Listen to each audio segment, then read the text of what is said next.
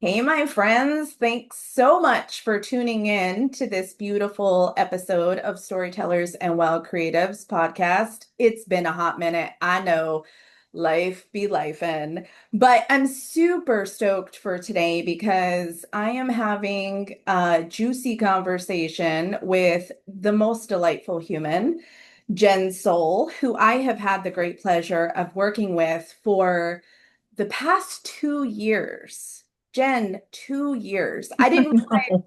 it was 2 years until I was thinking about our session today. And I was like, oh, let me just search up like how long it's been. And it's been 2 years. Jen had, I don't know how you found me, but I'm so glad you did. I am too. But Jen and I have worked together in my Book in 90 program, and then she stepped into the Empowered Project. And the reason that Jen is here today is one, I find her to be an extremely inspiring human. She is an artist, a published author. She is a single mama who homeschools her three amazing children. And she speaks into big topics like grief and domestic violence, and also holds those topics with things like joy and gratitude and hope. Um, and I think in this world, to be able to hold both of those pieces and still navigate day to day, still choosing to do the things you feel passionate about while also acknowledging the heaviness, like I am so in awe of that. And so I really wanted to have a beautiful conversation with Jen, to share Jen with you, to share what Jen is up to. And so that's what we're going to do. So, Jen, how are you feeling? I'm doing good. How are you doing? I'm so excited to have this Yeah. conversation. We've been talking about it, and life is life, and now we're here, and I'm so Yes. excited. Is there anything that you want to mention that I didn't mention about who you be in the world, friend? I am a sensitive person, and it has taken me pretty much my whole life to realize that it's not a curse as it was laid out to me when I was a kid, Oh, um, and that it actually can be a superpower. it totally is. Yeah, because I know when I was a kid, it was like, you're so sensitive, Right? like, You're fine. yeah, I'll give you something to cry about. It's like that whole like era of parenting. Yeah. So it is a beautiful superpower. We are big feeling humans who love other people and things. Like that is not a curse. That's such a gift. Um, when I first met you, Jen, I can remember that first Zoom call we had and you sharing so openly and from your heart. I just really fell in love with you instantly because I was just like, wow, this human is carrying so much in her life. And she is like, and I still want to step into my dreams. Like, I still believe I can do these things. And I was like, let's go. Because you were like, for me, a dream person to co-create with, somebody who's like, I know it's not going to be easy. And I know things are going to be messy. And I still want to do this. So, thinking about your journey, especially specifically these past 2 years together, like what is something recently that has made you pause and be like, wow, I'm doing it. Like I'm doing the things that I said I wanted to do. I had an epiphany last week that I realized that writing or creating doesn't just have to be for other people, right? It doesn't have to only be for the people who have more resources or have less going on. It can be me in my messy life with my three little babies, and I'm a published author, and that's wild. I love it. You are indeed a published author. And what a beautiful realization to be like, me too, I get a seat at the table. When This, I was a kid, I loved words. I loved, loved, loved words, and I loved reading, but I was never told that I could do something with it. It was always, like fancy people or rich people or yeah, people with more writing education or whatever. right. But we all have something to share and we all have something to give, and it helps everyone when we share our light. It does. It does. Um, so I've called you the queen of possibility numerous times. Because that's who I see you as, the queen of possibility.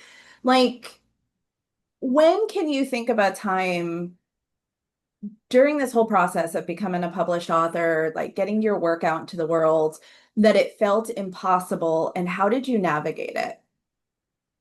My first book, Silver Rainbows, ran into a lot of technical problems. There Mm. were hidden characters that I couldn't see and they couldn't see. So, And like I in the had, back end of the production, right, there was like things. right. And it did feel impossible. And I had to load up all the kids and drive for over an hour to get my pages of my book scanned so that it could become a digital copy so that I could do all the pieces. And it felt at times that it was insurmountable. Not even talking about the part of like who's going to want to read this and all of the inner gremlins, right? That Right, we haven't even gotten there. That's so funny. So, how did you like find the capacity to like dig down and go, I'm driving for an hour. I'm gonna keep going. This book gets to be finished and published. so the origin of this book is because I was living with my three kids under the age of 5 in a domestic violence shelter while we were in the process of trying to leave an abusive partner or person, I guess. Yeah, yeah. um, And people in the shelter kept telling me, you should write this story down. People would benefit from this. And I was like, nah, not this one. Like, it's just for my kids. Yeah. But the more I kept digging into this story, and the main character is a fairy named Corla. And the more I kept digging into Corla's story and her hope and her resilience and her absolute beautiful way of looking at the world with using her art journal as a tool for healing, I started to think maybe it could help people.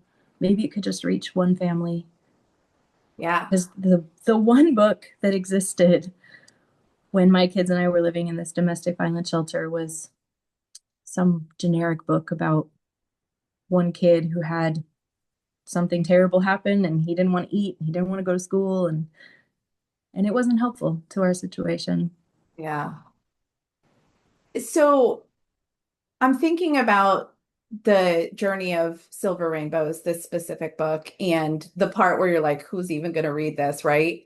But tell me the doors that have opened since you published this book. It has been incredible. Social workers, teachers, doctors, not even counting my children. Um, and Your biggest cheerleaders, by the way. they are, they are.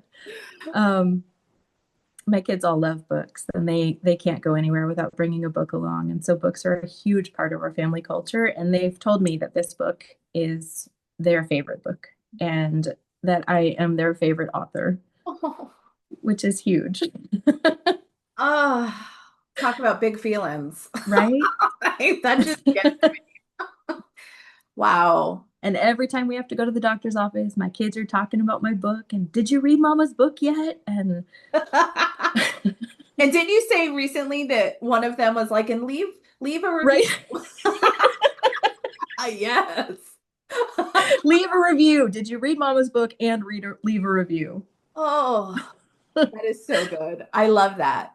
And I always would say like you never know the doors that are going to open until you get to that step where you have done the really scary, stretchy things like putting your work out into the world. And then it seemed like every week you had this update of like some new person or place or opportunity. And I was just like, it's so amazing. Like it never fails that when you decide to do that stretchy, scary thing, doors will open that you cannot Yes. see in the writing stage. But it's real. There's a whole nother side. I remember sobbing on a call with you. Nobody's going to want to read this. Why am I even doing this? I'm laughing because it's so relatable.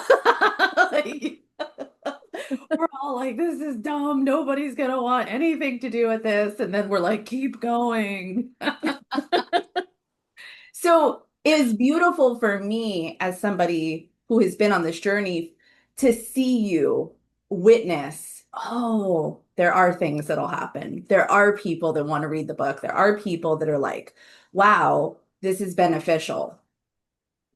Yeah. It's awesome. It's awesome. Because then it's not me just saying random shit. Like, I swear, there's another side.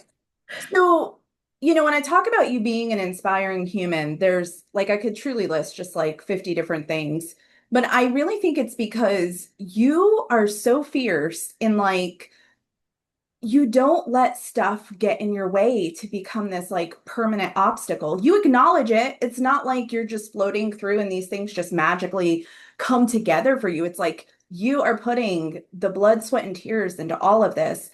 But like the three things that I have found over like the 2 decades of working with folks that are the biggest obstacles are time, money, and energy. And you found a possibility with all three of those things. I want to hear more about that.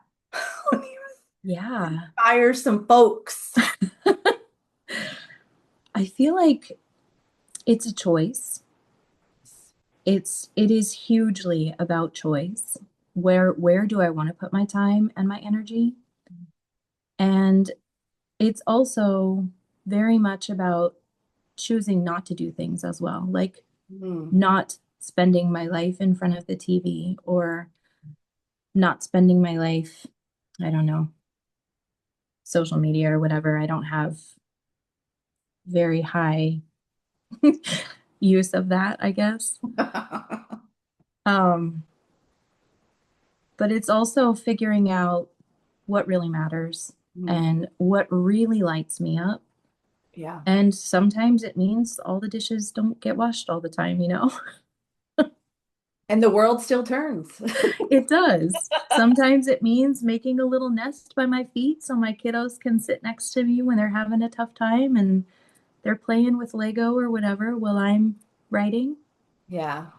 Sometimes it means that I make my 13-year-old be my secretary when we're driving in the car. So I'll tell her things and she'll write them down for me. And Beautiful. we have a little notebook that we keep up in between the two seats so that she can just grab the notebook and write down the things that I'm saying so that they don't leave my brain forever. I mean, I just think like how you show up and like your children are witnessing that and what a gift that is of how they're learning to find possibility. I mean, we know like our little ones are always watching us and they're sponges and they're taking in what we say, the choices that we make, like they are just soaking it all up and probably things we don't even realize they're so, Right? I mean, gosh. But what a gift for them to witness their mama show up in the way that you show up. Like, talk about like generational healing. And sometimes it does cause them upset. I want you to not work as much. I want you to play with me more. Yeah. But it is about showing them a different way and showing them that I get to be a human too. I don't just get to be their mama, Yeah. and I get to do the things that are going to make the world a better place Yeah. in my little tiny space of it.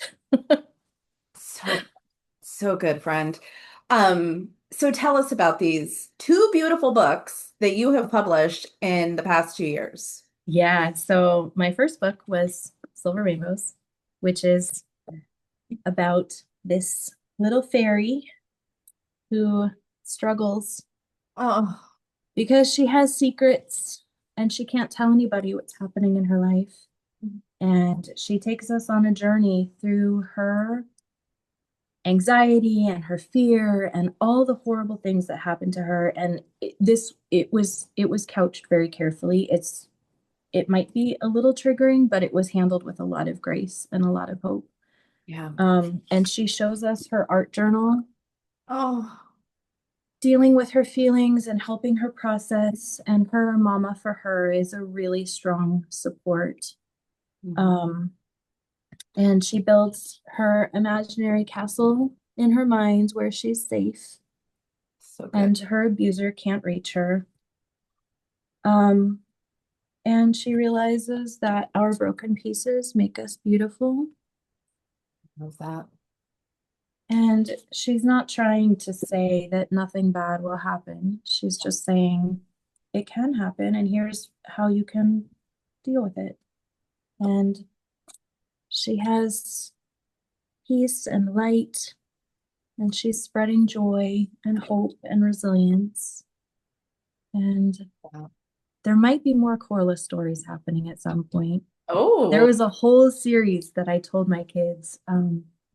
Like Corla went to the dentist and it was super scary for her. And she had all these coping mechanisms that she used when she was sitting at the dentist. And I want that one, please. right? Oh my yes, Me please too. sign me up. Um, and I love how you incorporated her art journaling pages. Like, wow, that just brings a whole new energy to the storytelling to be able to see that. Yeah, she uses her art journal as a coping skill. That is She amazing. uses it as a place to put all the things that she doesn't necessarily know how to say with words. Yeah. I mean, what a beautiful teaching for all of us, for adults, children alike. So, speaking of, what do you think is the age range for that book? Honestly, according to my three in-house critics, it's anyone. Awesome. Awesome. It can That's be so for good. an independent reader, it can be to share with a trusted grown-up, it can be for adults. Okay. Beautiful. Beautiful. So, tell us about Ordinary Magic. Ordinary magic. Um, yeah, so Maeve is 27 and she has undergone a massive life trauma, and she realizes she's lost herself. She forgot who she was when she was a child and the things that lit her up and the things that brought her joy. I actually have a passage marked if that's okay. Oh, please. Yes. Okay, so Maeve really struggles with remembering the trauma and her life because it seems like a waste of time, right? It seems like I can't spend all my time doing that. And what's the point anyway? We need to just keep going and move on. Yeah. And so she's been lying in bed and she's very uncharacteristically realized that she's having some memories. And she lets herself do this and she lets herself go down this rabbit hole. And she comes to a point where she realizes maybe the memories aren't the problem. Maybe it's the way I learn how to deal with them. Cool. So still in her bed, Maeve realized she had spent a significant amount of time on those musings and then regretted it because it felt like such a waste of time. But she checked herself and let herself reminisce and feel. It was a new sensation. For a long time, Maeve had been keeping such a tight hold on anything in this realm that it felt foreign. But she knew she wouldn't slide into that cave she had pictured when her mother was here. What was different, Maeve wondered. Maybe one difference was she was aware of it now in a way that she hadn't been before. Maybe another difference was she was a little higher up on that spiral she had pictured. And so Maeve let herself slide down the path of memories a bit more. Maybe another difference was that she had been slowly taking her own power back by reclaiming what was causing the upset, and she was making slow steps to rectify that. And the times in the attic, which is one of her creative refuges. Mhm. Maybe her times in the attic had been part of that, as well as all the running she had been doing. There were so many pieces of it that were helping Maeve navigate this new normal.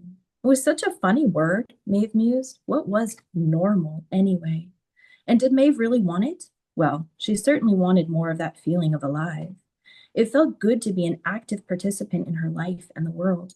And, like Gran had said, we only get this one life. Let's make the most of it. Thank you, Maeve. Right? That's so inspiring. That's so good. You're a great reader. Oh, thank you. That's how I get my dramatic play out. I read out loud to my kids. I'm like, this is so good. Like I'm in a really rad story time. I'm like, this is so awesome. Hey, we need adult story times. Uh, Right? yeah. Wow. That is so beautiful. So where do you see, like, who do you feel like is a great reader for Ordinary Magic? Who do you think it gets to touch? I feel like it gets to touch anyone. I feel like it gets to touch anyone who's lost touch with who they are or who they want to be. I feel like it's a great book for anyone who struggled with realizing that they were a sensitive person. Mm. Um, I feel like it's anyone who want to use community and creativity and connection to heal even the tiny little traumas of life. Yeah. Um, Maeve goes on quite a fantastic journey, and she finds not only herself, but a strong community and a very strong creativity connection that she never realized that she had, So good. which, yeah. And she also realizes that she's a sensitive person, and it's a superpower. Yeah. So basically, I'm your ideal reader. Right? This was another book that I definitely needed to read. Yeah, which is so beautiful. Is it Toni Morrison who says write the book that you want to read? Is Yeah. that, yeah, it's like exactly, and that's why it matters. It's like if you just write the book for yourself, that's enough. And then I think it's always bonus when other people resonate and connect with it. But we get to write the books we want to read. Yeah. Um, so do you feel like you see yourself differently now that you're a published author? Like the way you view yourself or what you're capable of creating? Yeah. I kind of feel like I'm unstoppable. You kind of I are. feel like there's definitely more authenticity to my voice, and there's definitely more awareness of the way I carry myself in the world. And I am very, very shy, but there is definitely um, a purpose in walking into bookshops and being like, hey, I'm a published author. Do you want to carry my book? Amazing. I mean, I've seen the growth. I've witnessed it through this computer screen uh, over the past 2 years of asking for what you need, taking up your space. Just the way you use your voice feels different. It really does. I mean, I've cried before, just I have. Well, we're all sharing like our growth and transformative moments, and Jen's sharing, and I'm just like boo-hooing. Like a proud mama over here or something. Like I've gotten to witness this. Oh, so, you've spoken a lot over these few years that we've been together about gratitude. And like how does it support you, especially in the hard times? Yeah, I think it's really easy to be grateful when things are easy. Yeah. And I think it's a little more challenging to be grateful when things are tough. But Hmm. just like Maeve and Corliss show, there's so much to be grateful for, Yeah. things that bring wonder and things that bring awe and things that we can notice, like the breeze against our cheek on a hot day, or the way the moss grows against the base of that tree, or sticky little hands in yours. And you don't have to be a parent to have that. Right.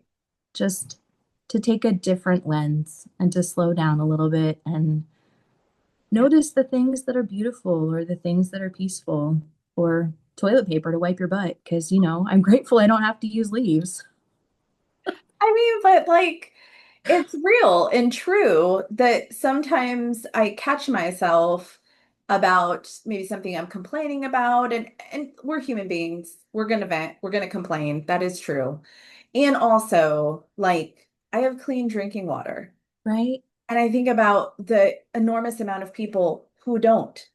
And it's like, it's not about not being a human and also getting irritated and frustrating, but it's also recognizing like what a rich life we have in terms of the access to the things we do have. And Right. And it's not about sitting in a pity party.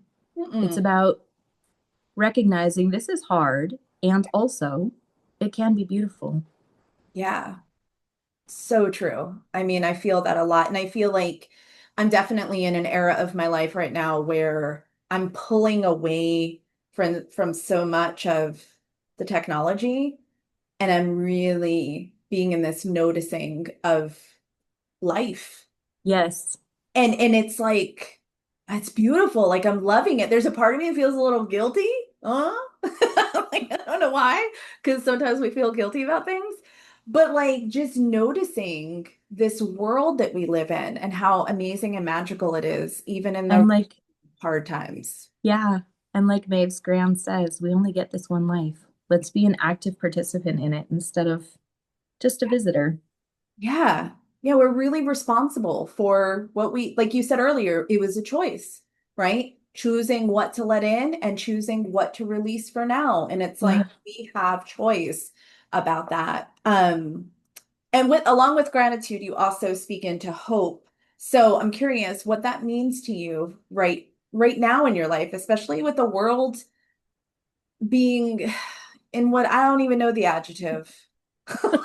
Oh, like I don't even have an adjective for the world right now, but it's a lot. And so just speaking into what does hope look or feel like for you in your life? Yeah, that's a great question.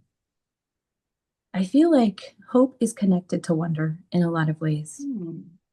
The things that make me curious or the things that make me want to take a step closer are also sometimes the things that bring hope. And my creativity always will bring me hope. And it's often more important to me than my breath. I can go days with no deep breathing, but I need to get into my creativity and or I'm cranky and Yeah. I feel very much headed toward despair and oppression when I'm not letting my creative outlets shine. Yeah. And I feel like for me, at least, creativity is the opposite of depression and also oppression. Yeah. And watching my kids create brings me so much hope and stepping out into nature and just watching the way the light comes through the trees and You're my pretty much. dog and my cat, the way they just breathe, they're so present. They're not worried about anything. They're just breathing and being, and it's precious to be able to slow down enough to remember, and that gives me hope. I feel like just sitting here listening to you, like you're one of those humans that like being around you just makes a difference. My kids will tell you that. Like really, like I feel myself getting emotional just listening to you and being like, damn, you are such an amazing human. It is back to choice, right? We get to choose how we show up and we get to choose what we present and what matters to us. And Yeah, it's I true. think, So, for anyone who might be listening right now and feeling in a place of stuckness or overwhelm or really not feeling any kind of hope, what would you suggest hmm, to lean into? well, one tiny step, I guess, is where I had to start. Life was really, really, really hard for a long time. Yeah. Um, I remember one month right in the thick of when we were trying to leave my abusive partner, I had 38 cents. 38 cents to last me over 3 weeks. And it was really stressful. And I had to mail a letter at the post office. And I was standing in line, stressing about my 38 cents and how that was almost the whole cost of a stamp. Wow. And this woman behind me paid for my stamp. And I cried so much. My little babies were all around me, they were all huddled around my legs. And I cried so much because I realized in that moment, my life is not always going to be about 38 cents. There is going to be a time when we are past this, and I will be able to pay for someone else's stamp. And I feel like just one tiny little step, one little tiny mark on a page, one tiny little noticing of the snail slime on the sidewalk. I'm down with the snail. Like, I'm in it, I'm listening. And from there, there's another step, and then another step. And it's not always going to be rough. It's not always going to be like, how am I going to take one more step? Yeah. Instead, it will become to a point where you can just take another step, you know? Yeah. It's like that movie Onward. Have you seen that? Why does These that sound two so familiar? What is it? these two teenage brothers go on a quest to find their father who's been dead since they were little. Yeah.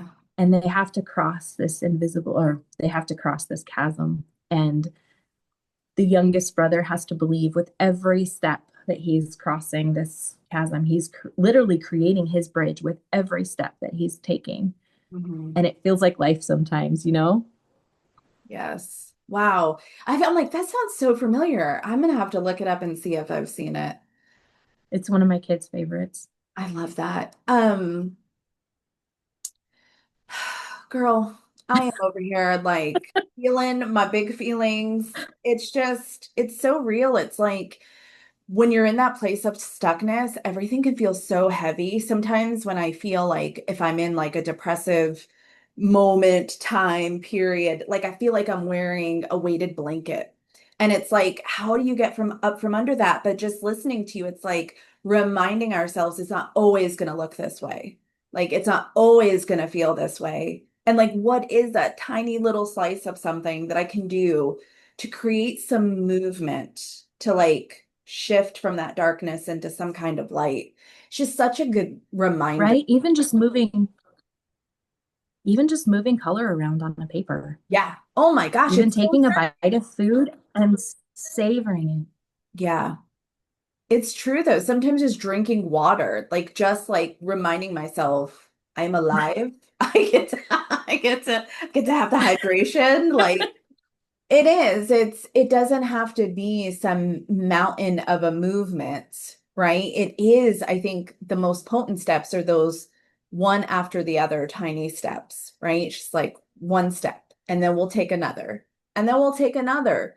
But I think if we think of the journey as a whole, it does feel like impossible, Right, you know? right. And for me, it also means I take my Epsom salt baths at 6 o'clock in the morning because sometimes it means the rest of the day is not going to happen. Real. It's real though. Like I think about that going outside for walks. It's like if I've got a full day of work or being on calls online, it's like, if you don't go out and get some fresh air and move your body, like you're going to be exhausted after your calls and you're not going to do it. And so it's like really being honest with ourselves about what is the care we Yeah, need and what does it look like? Do it yeah. in the morning, And then making the out, choice, making the choice right? goes back to choice. It's not that like some curtain of time opened up for us. Like, here's the divine moment you get to take the bath. Right. That's not how time works. Um, I just feel like you gave me all of these gems of possibility and hope and gratitude and belonging and feeling of collecting gems from you. So, where can the listeners find your books? So they're on Amazon, and Ordinary Magic is also on Kindle. Beautiful. Fantastic. Um, so search up Jen Soul, and also in the descriptions, I'm gonna have links to the books, and I feel like a drum roll. Tell us the big, enormous, amazing thing that you currently have right Yeah, I just launched an Indiegogo because I am trying to start my own business and I need a business license for sure. now. And I want to be able to get paid for these workshops that I've been doing so that I can keep homeschooling my children and also buy the groceries. Yeah, that's so cool. I mean, I really honor you for being like, I get to get paid and I get to take care of my family. And I am going to ask for support in a way that feels good for me, even though it might feel stretchy and uncomfortable. Right? Like, I honor you for, again, asking for what you need. So many times people want to support, they want to connect, and they don't know how. And I think this Indiegogo is an amazing way to get a book because you can get books through Indiegogo. And I would actually suggest if you're interested in one of Jen's books, get it through the Indiegogo versus Amazon. That would help so much right now. Yeah, my Indiegogo is called Growing Soul Gems because I feel like that's something that we all get to focus on our treasures, right? Instead of all True. the things that we think were not good about us. I feel like Um, you're a big shining gem. I And then feel like we all are, we right? all We all get to shine our lights and we all get to share and it's true. spread the joy. Oh, I'm really excited about this because I bought one of the perks with a book and one of your art pieces. Will you share one of your art pieces? Sure. Oh, So so they're all different. They all do not look the same.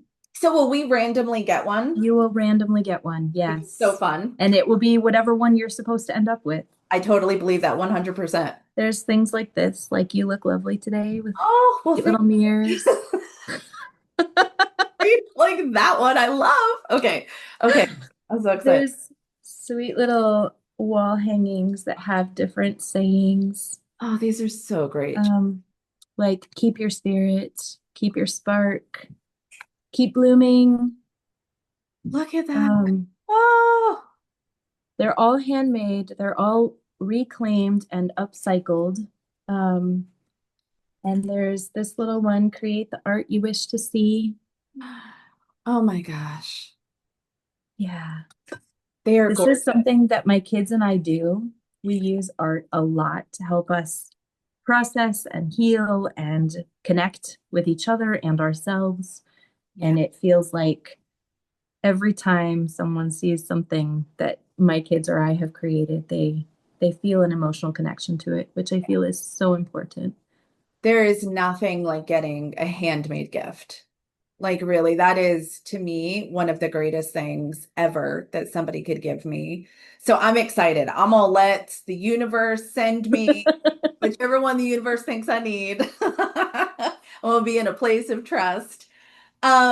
Okay, so how to access the lovely Jen and the books and the Indiegogo. Get the books on Indiegogo.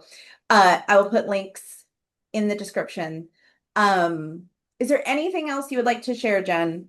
It was such a great conversation, and I'm so, so grateful, speaking of gratitude, for you being here and sharing your heart with us and letting us see you and witness what you've created, which is so inspiring. Is there anything you want to add before we wrap our party up? I also am so grateful to have had this opportunity to be able to speak about these things and share these things. And thank you for Yeah, listening and for sharing this part of this journey. yeah, so good. All right, I'm gonna download this beautiful thing, get it out into the world so we reach that Indiegogo goal There because you go. you get to get your business license and you get to keep sharing all of this beauty with the world. So thank you. And thank you, dear listener. Tell us what you think of this conversation, and we'll see you soon. Bye. Bye, my friends.